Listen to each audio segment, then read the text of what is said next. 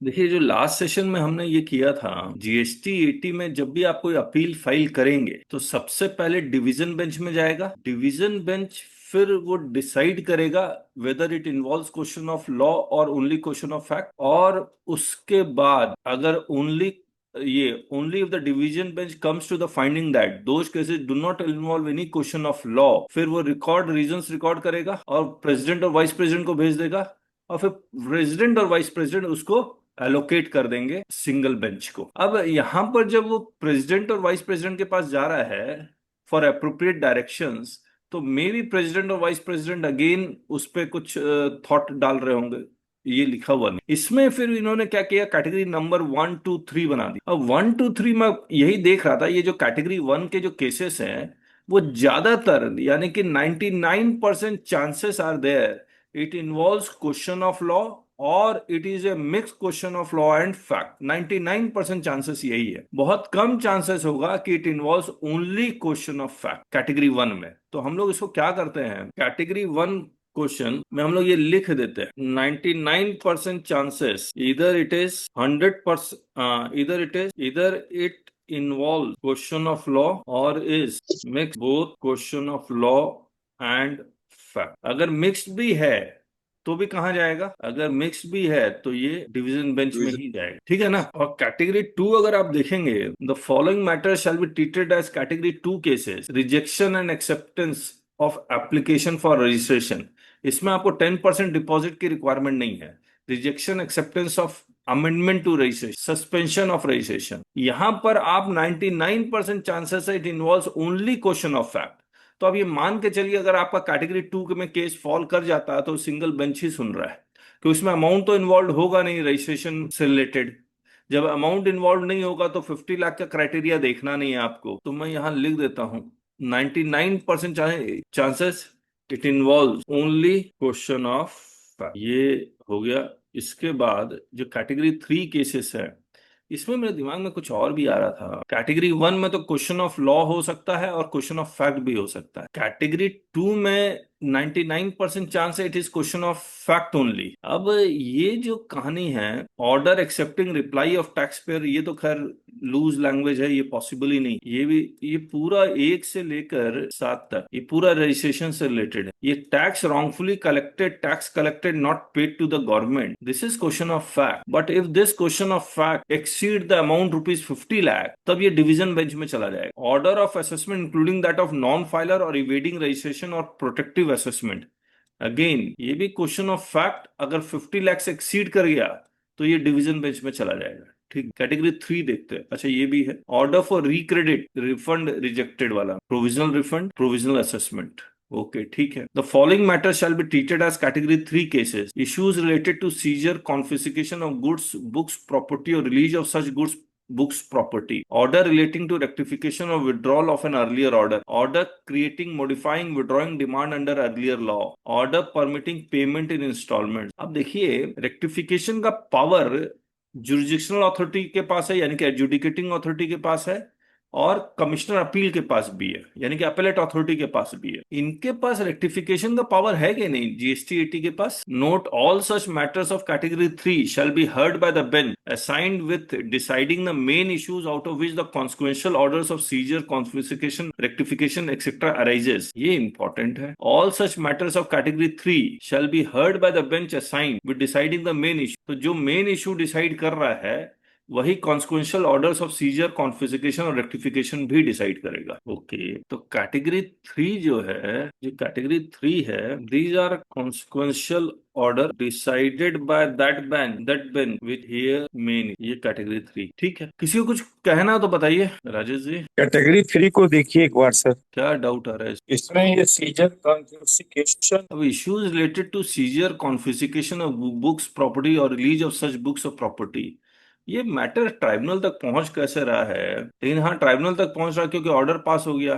अगर order pass हो गया और वो ये कहता है कि मुझे reason of search and seizure चाहिए, तो क्या ट्राइब्यूनल को कह रहा है मुझे मिला नहीं है, तो उसका क्या अलग से एक एडिशनल एप्लीकेशन देगा? जैसे एक इंटरलॉकुटरी एप्लीकेशन देगा तो 5,000 रुपया फीस और लग जाएगी। क्वेश्चन ये है कि सीजर कॉन्फिस्केशन के भी बहुत सारे केसेज हैं जो ट्रिब्यूनल जाएंगे। हाँ। एक केस मेरा ही है जो ट्रिब्यूनल जाएगा। अब ये जो ऑर्डर इम्पोजिंग पेनल्टी है, ये इनकम टैक्स तो है नहीं, टैक्स का अलग एडजुडिकेशन हो रहा है, पेनल्टी का अलग असेसमेंट हो रहा है। ये तो शोकॉज नोटिस में ही टैक्स, इंटरेस्ट और पेनल्टी सब हो जाता है।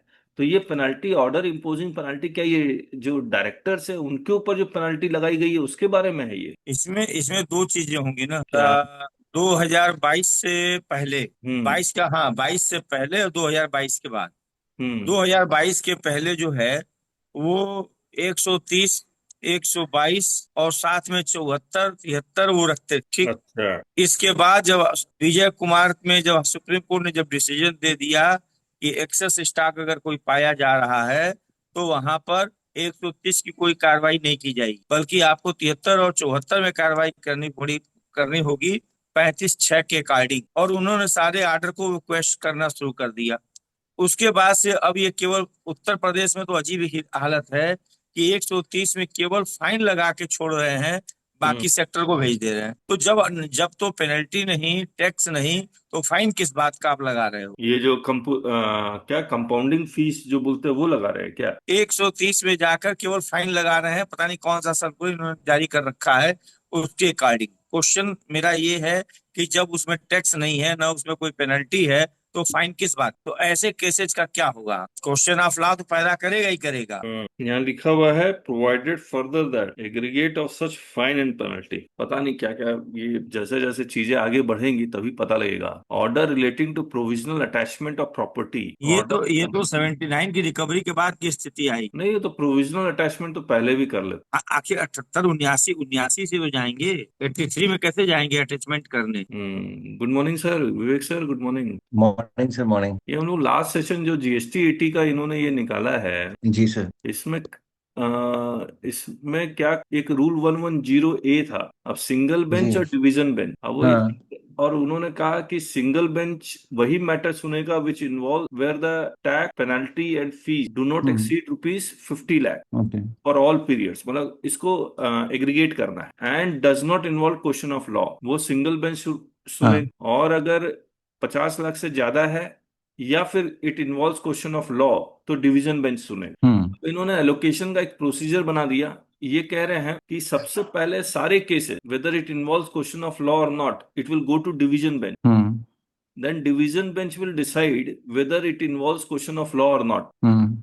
and if it does not involve question of law then they will send this to president। ये देखिए, सबसे पहले ये फर्स्ट में कहा जाएगा, डिवीजन बेंच में, सारे केसेस डिवीजन बेंच में हो जाएंगे। फिर डिवीजन बेंच डिसाइड करेगा क्वेश्चन ऑफ लॉ है या नहीं है, और it may record the reasons for the same and place it before president or vice president as the case may be for appropriate direction। Hmm. Only if the division bench comes to the finding that those cases do not involve any question of law, तो सिर्फ question of fact है तो president vice president को भेज देगा, और question of law उन्होंने decide कर लिया है तो अपने पास रख के दे विल स्टार्ट हियरिंग। अब इन्होंने क्या किया, इन्होंने 3 कैटेगरी बना दी the following benches division bench के, कैटेगरी नंबर 1, 2 एंड 3, जहां पर the right sir. Following matters shall be treated as category 1 cases. और इस पूरे को पढ़ने के बाद ऐसा लग रहा है कि 99% chances are there it involves question of law, miss classification hmm. Of any goods, या मिक्स क्वेश्चन ऑफ लॉ भी है, क्वेश्चन ऑफ फैक्ट भी है, अगर कैटेगरी 1 केसेस है ना। हम्म। अब ये हमें ये नहीं पता कि जब टैक्स पेयर ट्राइब्यूनल में अपील फाइल कर रहा होगा तो क्या वो ये कैटेगरी 1 केसेस, 2 केसेस, 3 केसेस वो क्या सेलेक्ट करेगा या नहीं करेगा। और उसके बाद they have made category 2 cases जहां पर सिर्फ रजिस्ट्रेशन, यहां तक देखिए आप सब सारा रजिस्ट्रेशन के बारे में बात कर। राइट।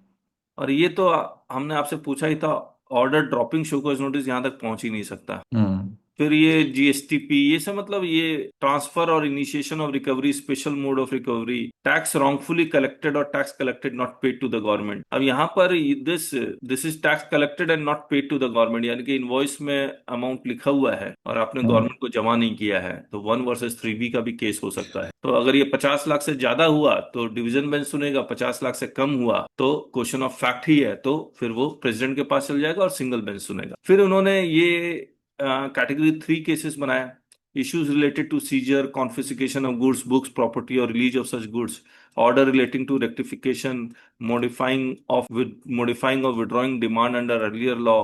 ये सब क्या केसेस, ऐसा लग रहा है रेक्टिफिकेशन के केसेस हैं। Order permitting hmm. Payment in instalments, order relating to provisional order imposing penalty. अब ये ऑर्डर इम्पोजिंग पेनल्टी कैटेगरी 3 में है। और यहाँ एक पैराग्राफ जो मेन लिखा हुआ है, all such matters of category 3 shall be heard by the bench assigned with deciding the main issue out of which the consequential orders of seizure or confiscation or rectification etc arises except Karnataka, Guwahati, Kolkata and state benches. अब ये क्यों हटा दिया गया नहीं पता। अब main issues मान लीजिए कंपनी के ऊपर सेक्शन 74 लगा हुआ है और डायरेक्टर के ऊपर पेनल्टीज लगी हुई हैं, तो क्या ये कैटेगरी डायरेक्टर के ऊपर जो पेनल्टी लगी हुई है वो कैटेगरी 3 में जाएगा, ऑर्डर इम्पोजिंग पेनल्टी। और अगर मेन इशू कोई डिवीजन बेंच हियर कर रहा है तो वही डिवीजन बेंच डायरेक्टर की पेनल्टी भी हियर करेगा। और फिर कलकत्ता, गुवाहाटी और कर्नाटका, गुवाहाटी और कलकत्ता स्टेट बेंचेस को हटाया क्यों गया, ये सब सवाल हैं सर। तो सर ऐसा नहीं, ये मतलब ये प्रोसीजरल इशू है, ये बाद में रिजॉल्व कर देंगे वो लोग, हम्म। ऑटोमेटिक कर देंगे। जहाँ पे हम लोग जब केस फाइल करते हैं तो कैटेगरी हाई कोर्ट में मेंशन करते हैं, ये अच्छा सुप्रीम कोर्ट में। अच्छा, ओके ओके। हाँ, तो वो कैटेगरी मेंशन, उसमें कैटेगरी कोड होता है, कैटेगरी कोड डाल देते हैं तो वो उस रोस्टर पे चलता है, जाता है मैटर। हाँ ऐसे ही इनका होगा कि अब जैसे बहुत सारी चीजें उन्होंने सभी चीज डाल दी, अब प्रोविजनल अटैचमेंट ऑफ प्रॉपर्टी कभी जाता ही नहीं, ऑल्टरेटेबिलिटी नहीं होती उसमें।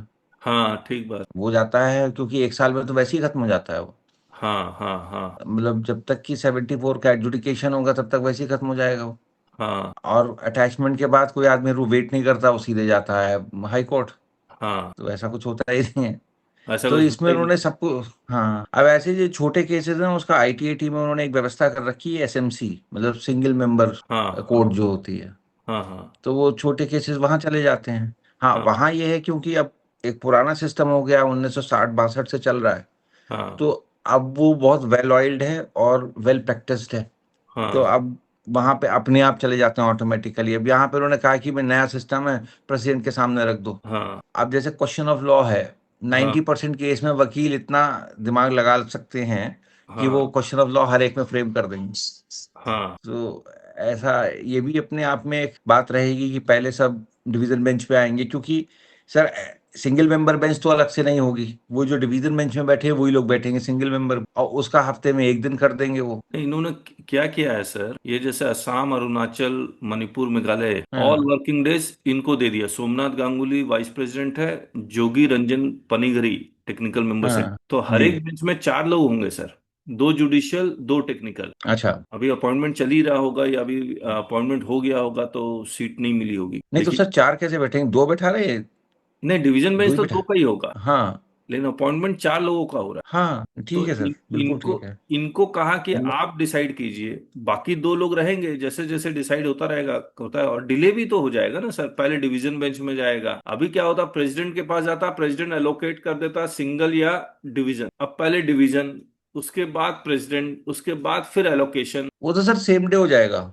वो अच्छा, कैसे सेम सेम डे डे हो हो जाता जाएगा है, सर? अच्छा। जैसे अगर डिवीजन बेंच पे गया, उसने कहा कि नहीं है, तो उसने कहा put up before single member subject to order of the vice president, ऐसा करके ऑर्डर पास करेगा, ये लाइन होगी। तो शाम को रजिस्ट्रार लेकर जाएगा, साइन करा देगा, सिंगल मेंबर को चला जाएगा। ओके, इसमें मंडे टाइम को नहीं अगर लगता। डिवीजन मंडे को डिवीजन पे लगा, तो फ्राइडे को भाई सिंगल मेंबर का एक दिन एलोकेट होगा हाँ, ओके। हफ्ते में। हाँ हफ्ते में एक दिन या दो दिन, तो वो हाँ, वो 2 दिन में लगा दिए जाएंगे सब। हाँ, मतलब मुझे उसमें कोई बहुत बड़ी दिक्कत नहीं नजर आती। ओके। अब जैसे पटना बेंच है, मनोज शंकर वाइस प्रेसिडेंट, ये कह रहे हैं हाँ कैटेगरी 1 के केस सुनेंगे मंडे, ट्यूसडे, वेडनेसडे। हाँ और फिर थर्सडे, फ्राइडे ये कैटेगरी 2 के केस सुनेंगे। हाँ, कैटेगरी 3 है ही नहीं इसमें, तो कैटेगरी 3 कहाँ जाएगा और ये कैसे वो सब डिसाइड। उस हाँ, वो सब आ जाएगा सर, 2 के साथ ही कैटेगरी 3 भी डाल देंगे।